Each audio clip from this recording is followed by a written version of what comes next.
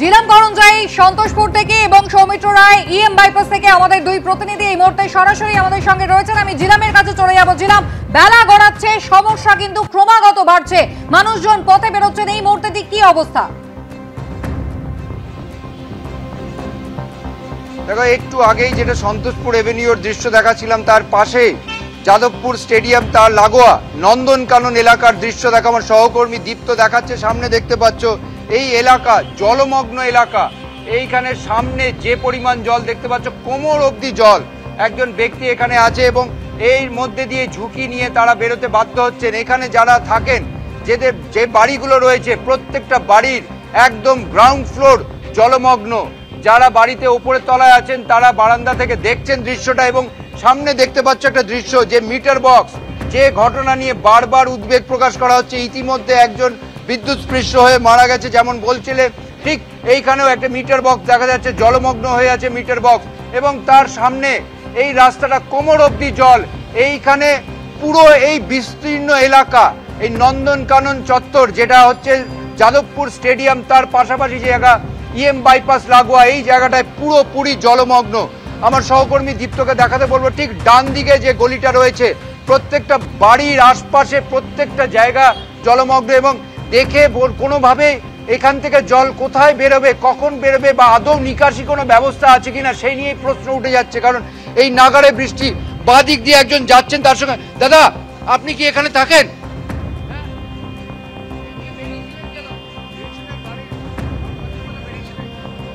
আপনার গাড়িতেই কি এটা বেজে যাচ্ছে? এরকম জল কখনো দেখেছেন? দেখতে পাচ্ছ এই বাধ্য হয়ে এই ব্যক্তিকে যেতে হচ্ছে তার গাড়িতে, যে বিদ্যুৎ, এই যে জলের জন্য তার টানা নাগাড়ে যে হর্ন বেজে যাচ্ছে, এবং এর মধ্যে দিয়ে ঝুঁকি নিয়ে যেতে হচ্ছে প্রত্যেককে, কোমর অবধি জল। এবং এই জায়গায় যে এই দৃশ্য তারা যেটা বলছেন, যে প্রত্যেকেই যে কখনো তারা দেখেননি, তাদের এই যে এ যাবৎকালে এরকম দৃশ্য বা এরকম অভিজ্ঞতা তাদের নেই। প্রবল ঝুঁকি নিয়ে তারা যাচ্ছেন এবং তারা বাধ্য হচ্ছেন, যেমনটা বলছেন যে গাড়ি জলে ডুবে গেছে, সেগুলোকে বের করতে হবে। এখানে যারা আছেন তারাও সব রকম ভাবে দেখতে পাচ্ছ, বাঁ দিক দিয়ে আমার সহকর্মী দীপ্তকে দেখাতে বলবো সেই দৃশ্য, কোমরে অবধি জল। সেই কোমর অবধি জল ডিঙিয়ে তাদেরকে যেতে হচ্ছে। গ্যারেজের মধ্যে যে গাড়ি রয়েছে জলমগ্ন হয়ে গেছে, এবং এই এলাকায় যারা প্রত্যেকে বাড়িতে আছে, প্রত্যেকে জলবন্দী। এই জলবন্দির দৃশ্য রীতিমতো ভয়ঙ্কর, কারণ প্রত্যেকে এখানে যারা রয়েছেন তাদের বক্তব্য যে গত 20 বছরে এই দৃশ্য তারা দেখেননি। এবং আবহাওয়া দপ্তর সূত্রে যেমন জানা যাচ্ছে যে গতকাল রাতে যে পরিমাণ বৃষ্টি হয়েছে, প্রায় 300 মিলিমিটারের বেশি বৃষ্টি হয়েছে দক্ষিণ কলকাতায়, এবং এই দক্ষিণ কলকাতায় এই অঞ্চলে জলমগ্ন দৃশ্যটা দেখতে পাচ্ছ। প্রত্যেকটা বাড়ির গ্রাউন্ড ফ্লোরে জল ঢুকে গিয়েছে, এবং যারা আছেন তারা প্রত্যেকে জলবন্দী। এক একটি পরিবার জানলায় তারা আছেন, এবং জানলা থেকেই তারা চারদিকে দৃশ্য বোঝার চেষ্টা করছেন পরিস্থিতি কিরকম। এবং এই যে দৃশ্য, এই যে জল আটকে রয়েছে, প্রত্যেকটা জায়গা জলমগ্ন, কি করবেন না করবেন কেউই বুঝে উঠতে পারছেন না। একমাত্র নিতান্ত যারা বাধ্য হচ্ছেন তারা বেরোচ্ছেন, এবং এই পরিস্থিতি এখানে নিকাশি ব্যবস্থার কোনো প্রভাব যে আদৌ আছে সেটা নিয়ে প্রশ্ন উঠে যাচ্ছে। এবং এখানকার মানুষদের বক্তব্য যে একটাই, যে গত 2 দশকে এই রকম জলমগ্ন পরিস্থিতি তাদের কখনো মুখোমুখি হতে হয়নি। এবং এই যে বৃষ্টি আবার শুরু হচ্ছে, এবং বারবার বৃষ্টি পড়লে এই জল যে কমার যে একটা আশা পাওয়া যাচ্ছিল, সেই আশায় কিন্তু রীতিমতো সমস্যা হচ্ছে। দেখতে পাচ্ছ এই দৃশ্য উত্তর কলকাতায় যেটা স্বাভাবিক ছিল, দক্ষিণ কলকাতায় এই যে টানা গতকাল রাত 11:30 থেকে যে বৃষ্টি, সেই বৃষ্টি প্রত্যেকে দেখতে পাচ্ছে। এই আবাসনের যে দৃশ্য, বাড়ির ওপর থেকে তারা দেখছেন এবং তারা বুঝে উঠতে পারছেন না কি করবেন, এবং একমাত্র এই রাস্তায় তারাই বেরোচ্ছেন যারা বাধ্য হচ্ছেন। দ্বিতীয়তে এই দৃশ্য, স্বাভাবিকভাবেই আবহাওয়া দপ্তর সতর্ক করেছিল যে নাগাড়ে বৃষ্টি হতে পারে, কিন্তু এই পরিমাণ বৃষ্টি সেটা কেউ কল্পনা করতে পারেনি। এবং এই বৃষ্টির ফলে রাতে যে টানা বৃষ্টি এবং নিকাশি ব্যবস্থা যে সঠিকভাবে কাজ করছে কিনা সেই নিয়ে সাধারণ মানুষের প্রশ্ন। এবং এই নিকাশি ব্যবস্থা সঠিকভাবে কাজ না করলে ফের যদি বৃষ্টি হয় তাহলে কি পরিস্থিতি হবে সেটাই এখন দেখার। কারণ বৃষ্টি আবার শুরু হচ্ছে, মাঝে মাঝে বৃষ্টি হচ্ছে, যদিও এই বৃষ্টির পরিমাণ রাতের থেকে কম হলেও জল না নামলে, জল না বেরোলে সেটা কখন স্বাভাবিক হবে সেটা নিয়ে অবশ্যই প্রশ্ন থেকে যাচ্ছে। দক্ষিণ কলকাতায় সন্তোষপুর লাগোয়া নন্দনকানন চত্বরে একেবারে জিলাম তুমি আমাদের ছবিটা দেখাতে থাকো। ছবিটা কিন্তু অত্যন্ত আশঙ্কার। দেখুন কলকাতা পুরসভা কিন্তু যুদ্ধকালীন তৎপরতায় ইতিমধ্যেই পোর্টেবল পাম্প নামিয়ে জল নিষ্কাশনের চেষ্টা চালিয়ে যাচ্ছে, কিন্তু সবথেকে বড় কথা হচ্ছে বেলা 12টার মধ্যেই জমা জল যদি নামানো না যায় এবং তার মধ্যে যদি একটানা বৃষ্টি হয়ে যায় তাহলে লক গেটগুলো কিন্তু বন্ধ করে দেওয়া হবে 12টা থেকে 4টে পর্যন্ত, কারণ গঙ্গায় আজকে জোয়ার আসবে দুপুর 2:06 মধ্যে। তাহলে কিন্তু নতুন করে ফের একবার বানবাসী হওয়ার আশঙ্কা রয়েছে কলকাতার। তবে এই মুহূর্তে ছবি অত্যন্ত ভয়ানক। ট্রেন চলাচল, মেট্রো পরিষেবা কি অবস্থা, আর কিছুক্ষণের মধ্যেই তো বাড়ি থেকে বেরোতে হবে সকলকে। অরিত্রিক ভট্টাচার্য রয়েছেন আমাদের সঙ্গে। অরিত্রিক, দেখো, ট্রেন চলাচল মেট্রো চলাচল দুটোই সম্পূর্ণ বিঘ্নিত। এই মুহূর্তে যেটা জানা যাচ্ছে, শিয়ালদার যে দক্ষিণ শাখা, সেই দক্ষিণ শাখায় ভোরবেলা থেকে ট্রেন পরিষেবা চালু করে দেওয়ার কথা, সেখানে পুরোটাই উৎসাহে অনেকক্ষণ ট্রেন চলাচল শুরু করা যায়।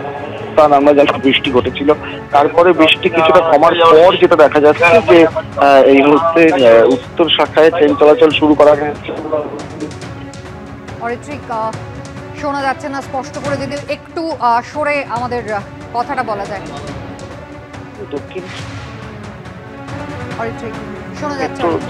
হ্যাঁ হ্যাঁ হ্যাঁ, দক্ষিণের এখানে এর মধ্যে একটু চাপা করছে বটে, কিন্তু ময়দান থেকে নিউ টালিগঞ্জ পর্যন্ত যে অংশ, সেখানে ট্রেন চলাচল বিঘ্নিত হচ্ছে। কারণ হিসেবে যেটা জানা যাচ্ছে যে এর আগেও যেটা আমরা দেখেছি স্বল্প বৃষ্টিতে হয়েছিল, সেক্ষেত্রে কিন্তু এত বৃষ্টিতে লাইনে আবার জল ঢুকেছে এবং সেটা পরিষ্কার করে ট্রেন পরিষেবা চালু করার চেষ্টা করা হচ্ছে।